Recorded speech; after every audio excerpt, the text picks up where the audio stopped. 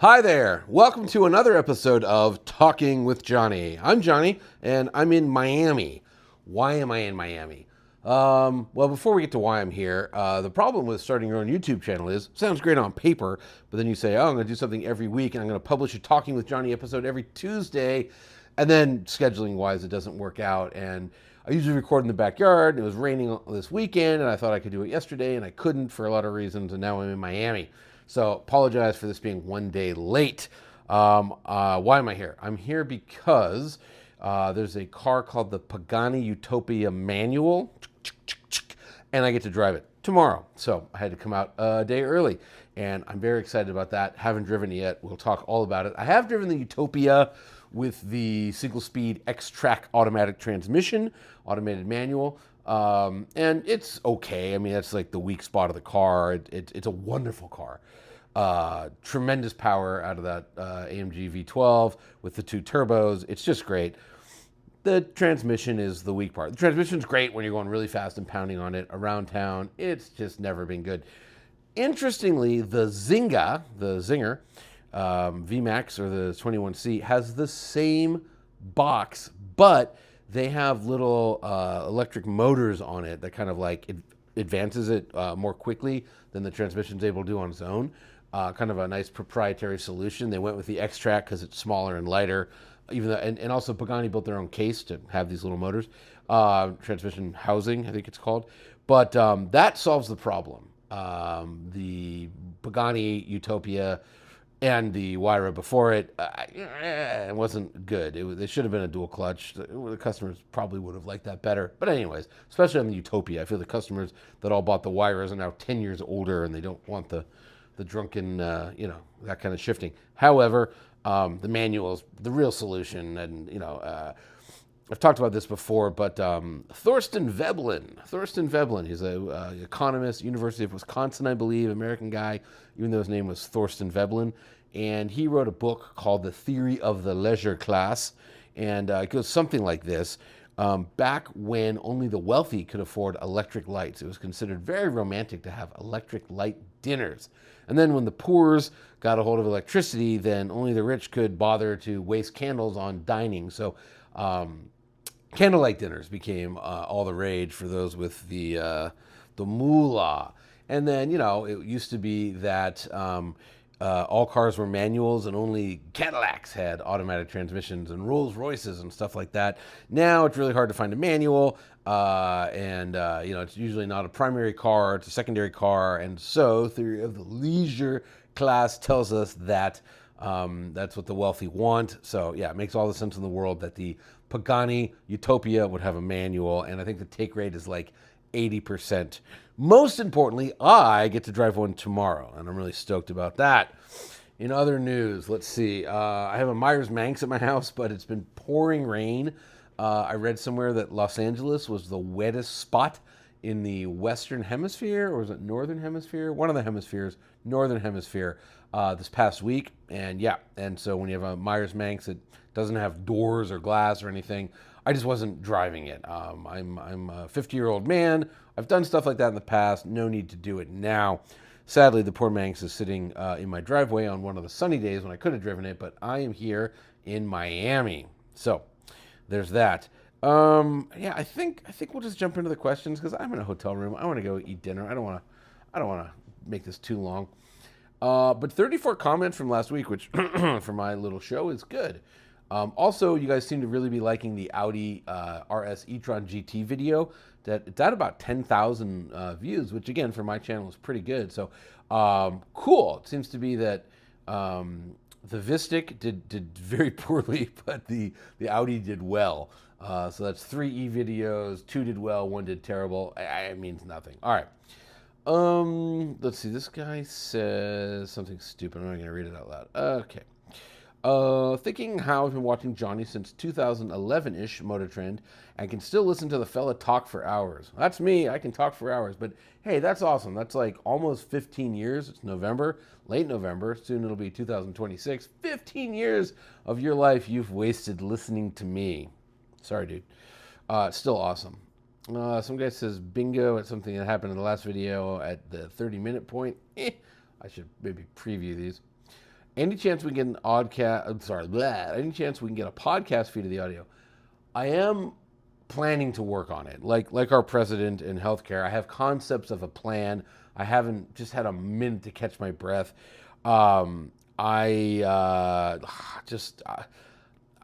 working, like, just so you know, like, yeah, I'm doing a lot with the channel, but also I was on deadline for the Road Rat. I wrote another article for the Road Rat, and they're doing a 90s supercar issue, and I have it might just be the cover story, shall we say, and I don't want to give too much away, anything away, really, but look for that. I'm so excited about it, but I worked, first of all, it was over 3,000 word article, which is very rare these days. You get to do that.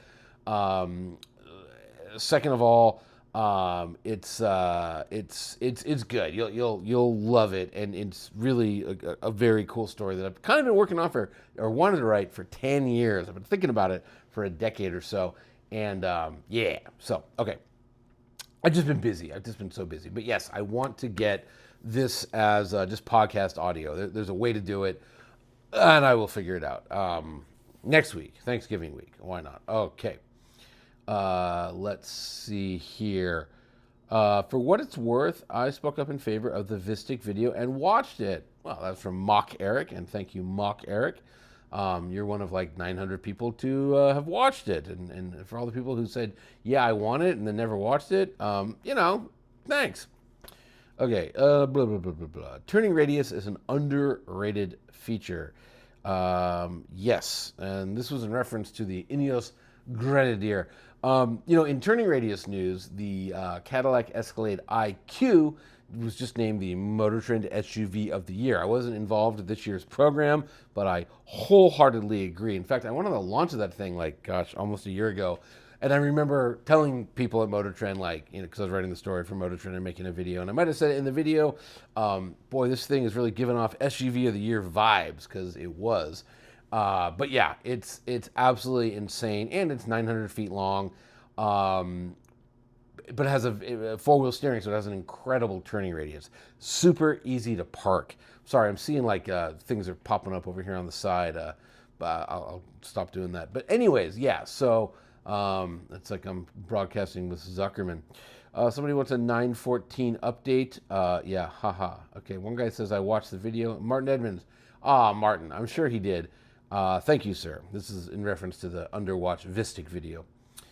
Okay, can you see the Aventador SVJ being a multi-million-dollar car in the next 15 years? Yes, I can see it. I mean, those are already going for like $750, and people love them. I guess what I'm baffled by is that, to me, the Aventador SV is just such the better vehicle. If nothing else, the way it looks. Look, they're all too fast for anywhere. They can all go 217 miles an hour. You're not drag racing them. You're not going to take your Aventador SV or SVJ on the track. Come on. It weighs 2 tons. You're just not doing it. I've done it. I wouldn't do it again. There's other cars I would take on the track. But yeah, just the SV. It's just so much cooler and more sinister looking. And I don't know. Yeah, I don't know. But yes, absolutely. I think they'll be well over $1 million. Now, is some of that due to inflation? Yes, but they'll also be over $1 million in the next 15 years because people will start being like, the Revuelto and whatever comes after the Revuelto, it's got a hybrid assist. I don't want that. I just want a V12 and theory of the leisure class. Blah blah blah. When everybody has a hybrid, etc. Okay. This is from Adam Crazy, I don't know, D4137. Another great episode, thank you, sir. Loaded with insights. I'm so insightful. Almost a month ago, you posted a Gravity you were driving on your Instagram. Have you published a review that I've totally missed? No. And as I responded, coming soon. Rylick and I just shot a ton of stuff, and we just have a back catalog. So stuff that's coming up, Escalade IQ, I know we shot that. We shot the Zinger, the Zinger VMAX. We definitely shot the Lucid Gravity. I think it was the Grand Touring. Yes, Grand Touring. We shot some other stuff too. Oh, the Magnus video was done, and then we're missing like a key piece of footage. We got to go reshoot one thing. So it's me and Magnus Walker in his 1,000,000-mile Porsche 991 Turbo. That's a cool video that's coming soon. We got the Audi thing with my buddy Maggie and Maggie. Oh my God, Maddie. I got to be able to edit this. Maddie, I'm so sorry. Her name is Madison. Why did I say Maggie? Maddie and Audi TT and Freeman Thomas at Meyer's Manx headquarters. So it's not their headquarters, at a Meyer's Manx offsite location. But anyways, that's coming. The Karma Rivera. We shot so much recently. Tomorrow there's 2 Hyundai videos coming. There's a lot happening. So yes, you have not missed it. And that's going to be a fun episode because that thing really does drive well. Funny little story. I was with the Audi, and Audi sent a bunch of SUVs to SUV of the year. And again, I wasn't there, but I knew about the decision because I'm still with Motor Trend in a way. And I was with the Audi PR guy in Austria, and he's like, "Yeah, so obviously the Lucid Gravity won SUV of the year, right?" And I'm like, we don't talk about future product, which is whenever you ask a PR person or an executive at a car company a question, they always hit you with that. We don't comment on future product. So I just reverse it on them, and it's fun and annoying. So I was like snickering because I didn't want to say who won because that would just ruin it for everybody. But I explained that the Lucid basically lost it for a couple reasons, but the big one being it's verkackte, that's Yiddish for crappy, full of crap key. The key is so dumb, and they're sort of stuck with it. But let me give you an example of why it's dumb. And I'm not sure if this made the video or not, but the car's locked, and you can tell because the mirrors are folded, and you walk up to it, and it unlocks, and you're able to get in, and then it says key is not recognized. Now, this is a auto journalist problem more than an owner because it has phone as key. I never use a key on my Rivian. I just use my phone. That said, it's just preposterous. And I asked somebody at Lucid, what is up? Why can it detect the key to let me in? But then when I'm in the vehicle, it doesn't know the key's there. Different sensors. They went with a bad key. The key is from a supplier. They didn't make the key. It's just a crap key. So there you go. I was like, why don't you take the sensors on the outside and put them on the inside? But anyhow, so Gravity review coming. Why doesn't Ferrari see the demand for manual and build a small Dino-like manual car? Why doesn't? Ferrari sells every car it makes. Let that sink in. With the F80, which everyone on the internet, I hate it. It has a V6. I'll never drive it. But they made 799 of them. And they sold them all before the car debuted, and that's $1 billion, I think, right? 799 times 4 million. It's $1 billion. I don't know what it is. It's a lot of money. $1.5 billion. And so, see the demand for what demand? Ferrari loves. The supply and demand doesn't matter. There is no supply, so there's always a demand.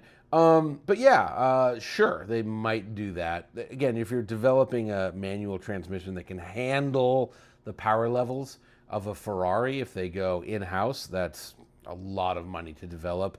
And if they go with a supplier, like whoever's making the one for Pagani, I'll figure that out tomorrow, or maybe I have it in my notes, that you got to pay a lot of money too. Just because some company developed it, they're not giving it away for free. Should they do that? I don't know. The 296, which drives perfectly. I guess you could remove the hybrid system, put a manual in, or leave it manual with a hybrid. I don't even know how that would work. But Honda did it with the Insight way back when. Yeah, I guess there's some demand, but I don't know. Who knows? People talk. Jethro Bovington has brought that up several times to them, and I don't know. They're probably doing something like that. And again, with the theory of the leisure class, they ought to, because they'd sell everyone. They'd also sell everyone if they didn't. So yeah. All right. This is from G Whiz Bang. Is the 80s Aston Martin Lagonda unfuckable? God, is there a world where we could stop using the car fucks and the car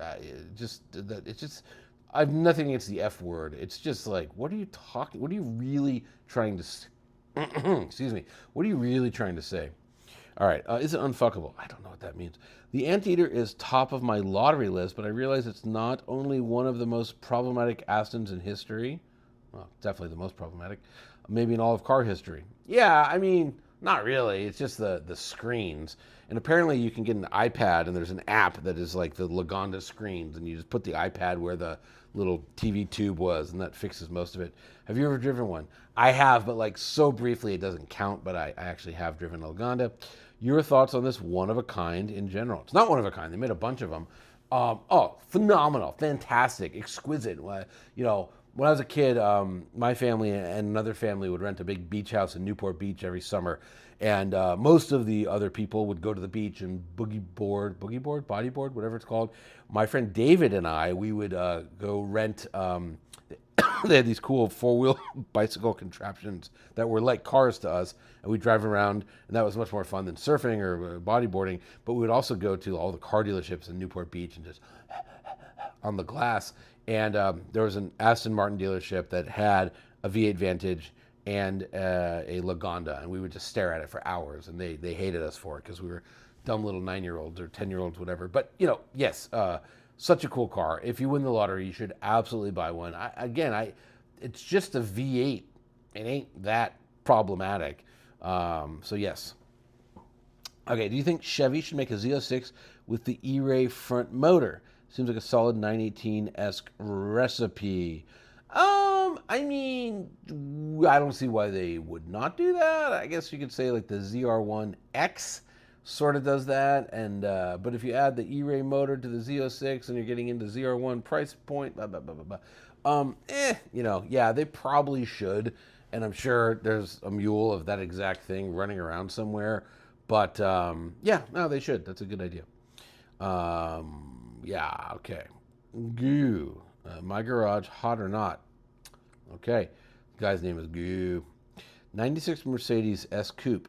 Yeah. 2020 Audi e-tron.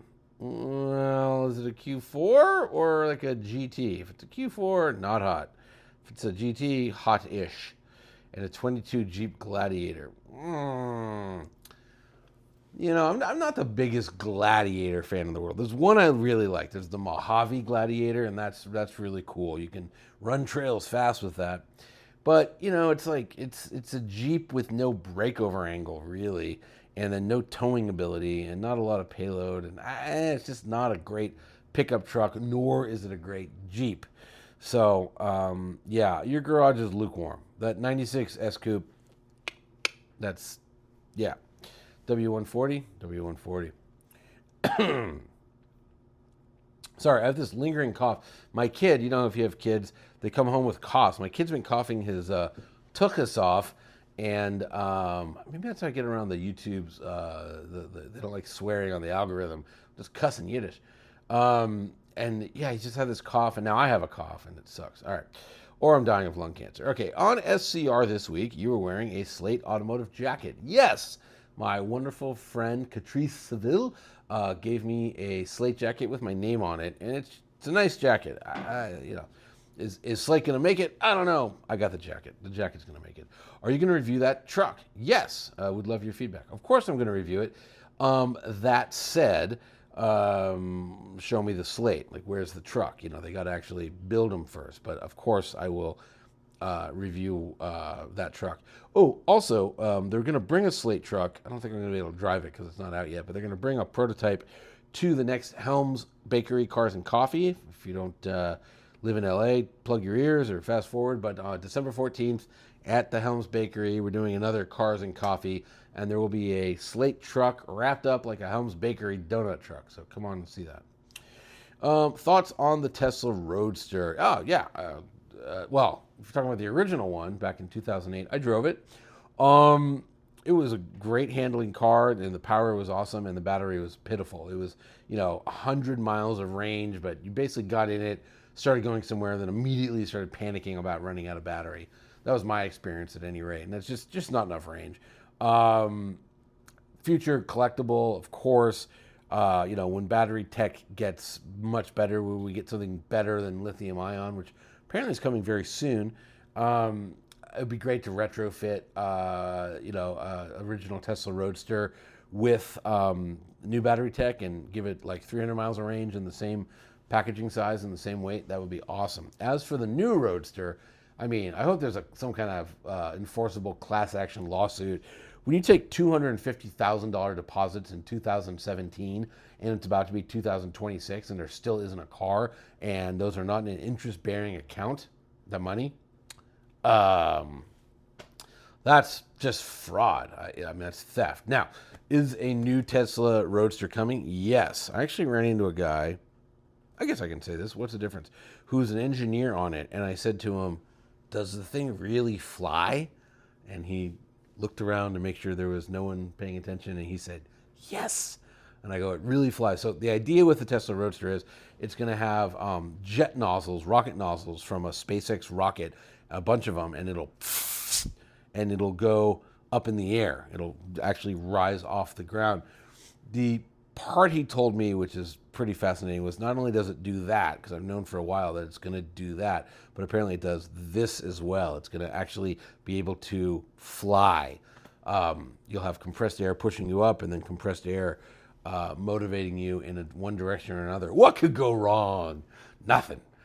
So anyways, fraud lawsuit, flying car that runs out of compressed air, it just crashed.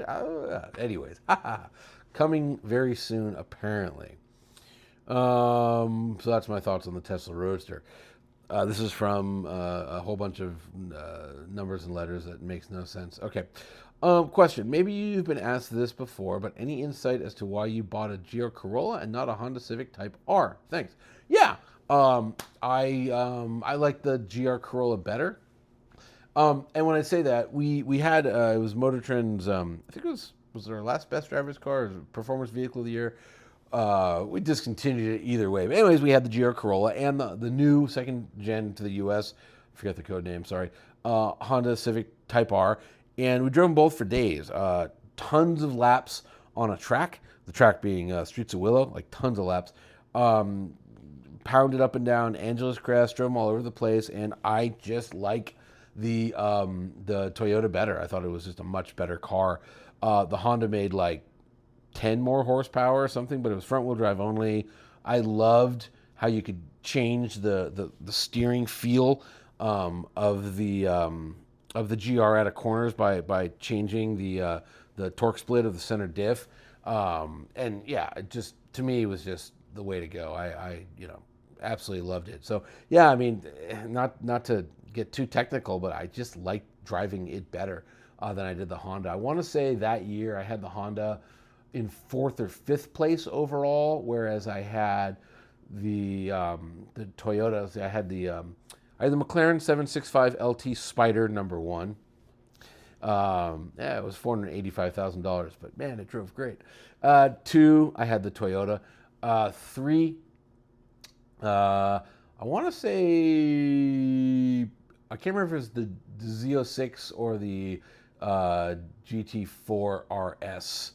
I can't remember which one of those I actually put, but this is my own personal list. I had no bearing on the actual vote. And then I had the Honda after that. So yeah, it was good. I personally, I thought it was a step back compared to the first one. The first one just rode so well and had that performance. To me, it's the same level of performance, and they just kind of stiffened it. And again, front drive, all-wheel drive, more fun. Okay, so there's that. Any chance we get an electric car that's more analog in the interior? The only thing I can think of currently is the Slate, but that might be a little too stripped down. Yes, that's too stripped down. Personally, I don't want a giant screen in my car. Give me all the switches like in the Ineos. Ha ha ha.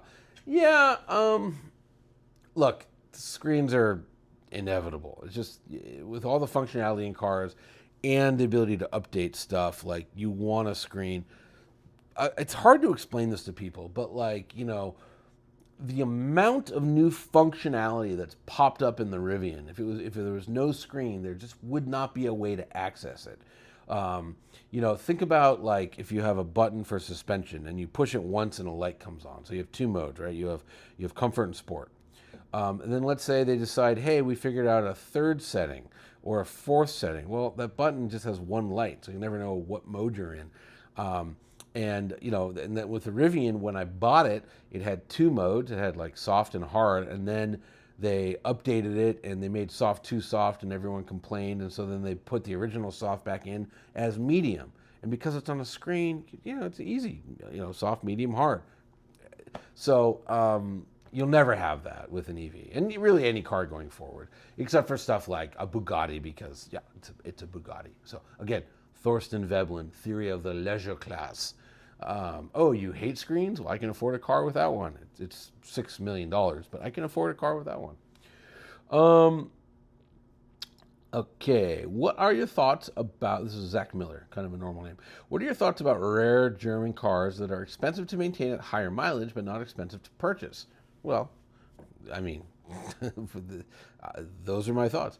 I have a 2015 Audi RS5 Coupe with almost 100,000 miles. I'm not tired of it at all, but wondering how much longer I should keep it. Clean examples are becoming harder to find. It was already a low production run. Feels like it could gain a cult following status in the future. Yeah, maybe. Similar to the older 65 series AMGs or the original BMW 8 series. It obviously will. I mean, it's a V8, especially a manual. V8 manual coupes, they're gonna get culty. Hey man, if you have enjoyed an Audi for 100,000 miles with no problems, you've already won. You know what I mean? Now you're playing with house money. And I'm basing this solely off, I had an Audi, had a little all-road wagon, and it had a 36,000 mile lease, and at 35,600 miles, I swear the car was going to explode. It was just it knew the minute that lease was up, and the transmission was going to go, all the electronics were glitching out,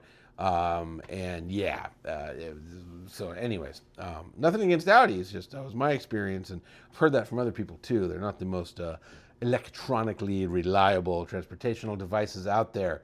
So, that's my opinion. Okay. Hey, Jonny, that's me.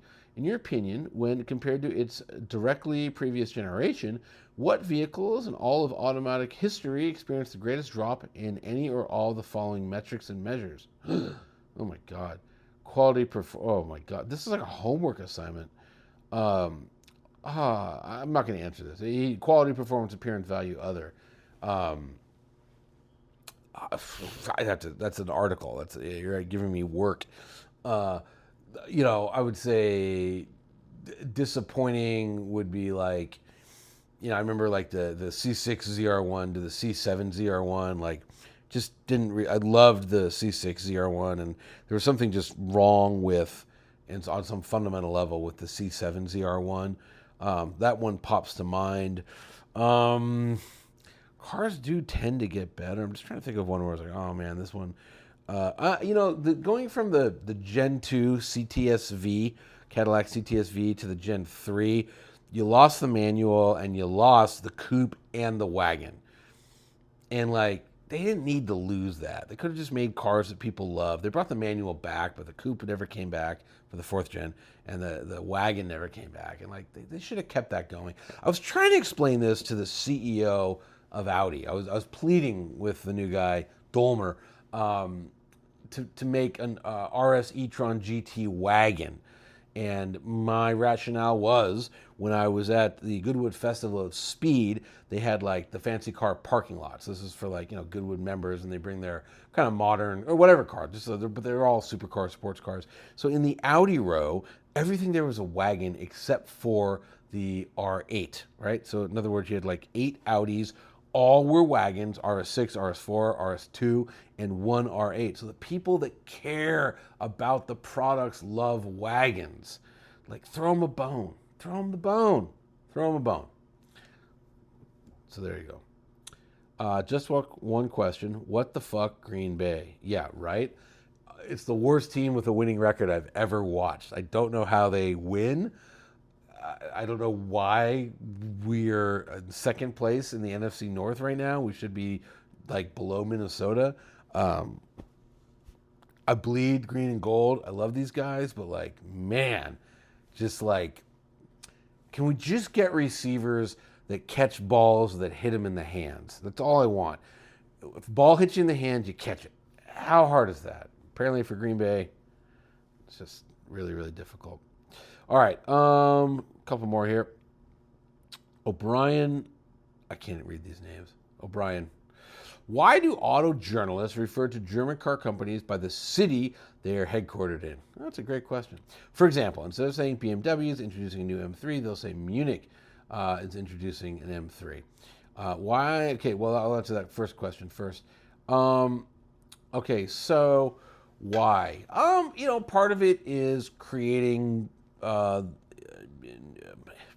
insider knowledge, right? So if you're a kid and you're reading a magazine and you say, here's what Ingolstadt's thinking, and you know that's Audi headquarters, you're in the club, you speak the language, you know the nomenclature, you get the hand signs, you get the secret menu, right? That's all that is. It's the other thing is, I struggle with this still, but I always try when I'm writing a paragraph, aside from pronouns and words like that, I try not to use the same word twice in a paragraph if I can avoid it. So if I say, Audi in the first sentence, I might say the four-ring brand. I might say one piece of auto union. I might say Ingolstadt, or if it's a RS, Neckarsulm. That's extra nerdy. I think that's why. It's just specialty language. So I hope that, and it's not just, also we know the German cities, and then with England, like some people know about Coventry and Gaydon and Woking. So we do those.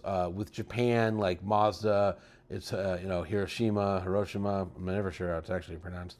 But the rest, I don't really know. Toyota has a lot of factories, so that might be why. And then, we say Detroit, or Dearborn for Ford, Detroit for GM, and then I sometimes say Auburn Hills for Chrysler. Nobody really knows what that is because it was always Highland Park, and then for Daimler Chrysler they moved headquarters to Royal Oak. But anyhow, the second question is, why did early '90s, early 2000s auto journalists use loving the term Teutonic when describing German sports cars? Well, it wasn't just them. I use that all the time, and I was using that from 2005 onward. It's another way of saying German. It's just being a thesaurus. Like I was writing about wedge-shaped cars, and I said I used doorstop and triangles rather than say wedge again.